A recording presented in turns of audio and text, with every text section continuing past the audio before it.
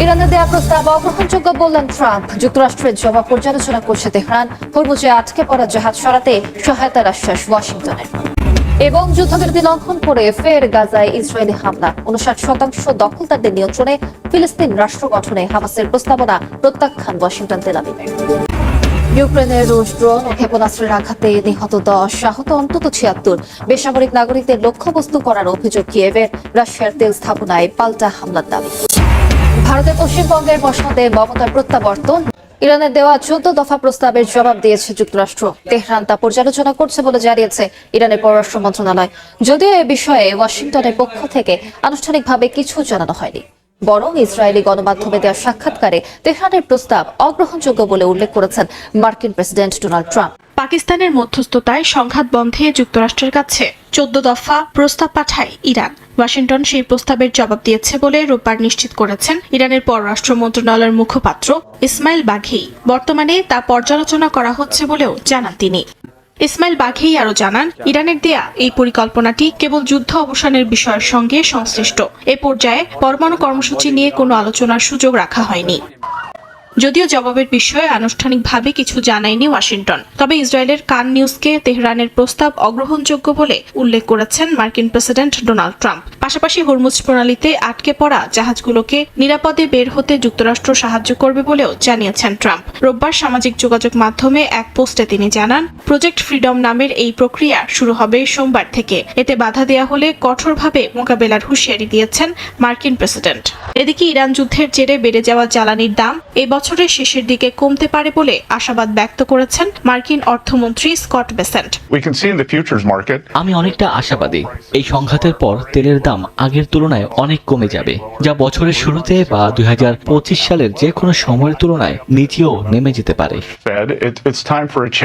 এর মধ্যেই রোববার ইরান উপকূলের কাছে একটি পণ্যবাহী জাহাজ হামলার শিকার হয়েছে বলে জানায় যুক্তরাজ্যের সামুদ্রিক বাণিজ্য কার্যক্রম বিষয়ক সংস্থা UKMTO। সংস্থাটি জানায়, পণ্যবাহী জাহাজটি উত্তর দিকে অগ্রসর হওয়ার সময় সিরিক থেকে প্রায় 18 কিলোমিটার পশ্চিমে ছোট ছোট কয়েকটি নৌযান থেকে জাহাজটির ওপর হামলা চালানো হয়। হামলার শিকার জাহাজের সব নাবিক ও ক্রু নিরাপদে আছেন বলে জানায় UKMTO। ইউক্রেনের বিভিন্ন শহরে রুশ ড্রোন ও ক্ষেপণাস্ত্র হামলায় অন্তত 10 জন নিহত হয়েছেন, আহত হন 76 জন। এদিকে ইউক্রেনীয় সেনারা রাশিয়ার 300-র বেশি হামলা চালিয়েছে বলে পাল্টা দাবি করেছে মস্কো।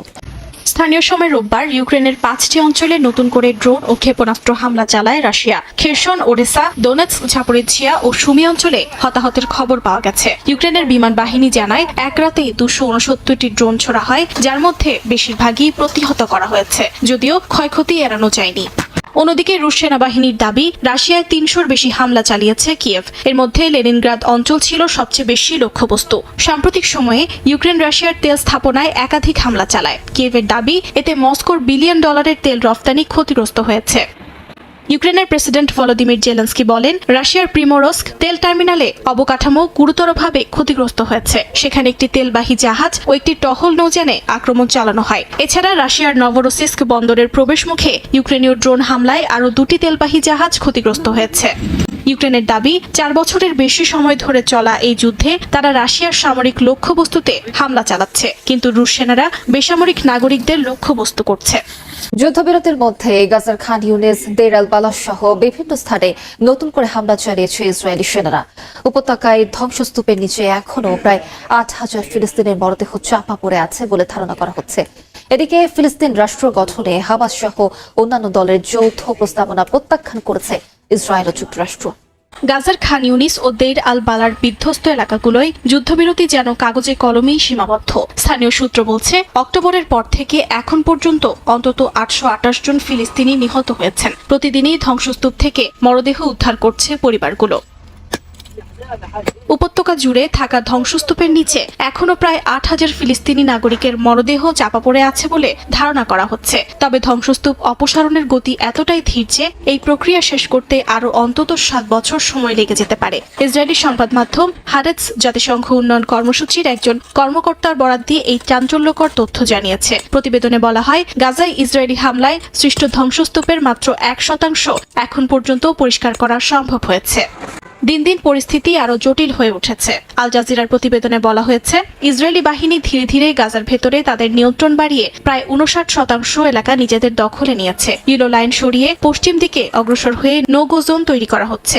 একই সঙ্গে লেবানন ফ্রন্ট থেকে সেনা সরিয়ে গাজা ও পশ্চিম তীরে মোতায়েন বাড়ানো হচ্ছে।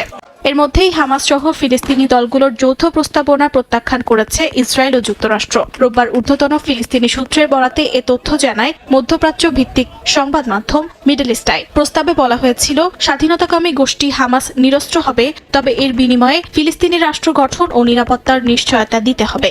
ইউরোপ সম্পর্কে নতুন টানাপোড়েন। জার্মানি থেকে অন্তত ৫,০০০ মার্কিন সেনা প্রত্যাহারের কথা জানিয়েছেন মার্কিন প্রেসিডেন্ট ডোনাল্ড ট্রাম্প। একে ইউরোপের নিরাপত্তা কাঠামোয় বড় ধাক্কা হিসেবে দেখছেন বিশ্লেষকরা। যুক্তরাষ্ট্র ও ইউরোপের সম্পর্কের অবনতি এখন সবচেয়ে বেশি দৃশ্যমান ন্যাটো জোটে। শুক্রবার যুক্তরাষ্ট্রের প্রেসিডেন্ট ডোনাল্ড ট্রাম্প ঘোষণা দেন, জার্মানি থেকে অন্তত ৫,০০০ মার্কিন সেনা প্রত্যাহার করা হবে। এর পেছনে রয়েছে জার্মান চ্যান্সেলর ফ্রেডরিক মের্জের ইরান ইস্যুতে ওয়াশিংটনের সমালোচনা।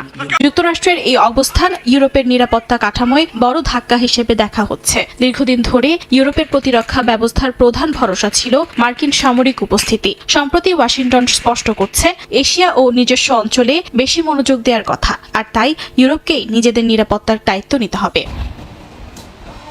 এরই মধ্যে ইউরোপের বিভিন্ন দেশ প্রতিরক্ষা ব্যয় বাড়ানোর ঘোষণা দিয়েছে। জার্মানি, যুক্তরাজ্য ও ফ্রান্স নতুন করে সামরিক বিনিয়োগ বাড়ানোর প্রতিশ্রুতি দিয়েছে, যা 2030 সালের মধ্যে প্রায় দ্বিগুণ হতে পারে। তবে বড় চ্যালেঞ্জ হলো সমন্বয়ের অভাব। বিভিন্ন দেশ আলাদাভাবে অস্ত্র উৎপাদন করায় বাড়ছে খরচ, কমছে কার্যকারিতা।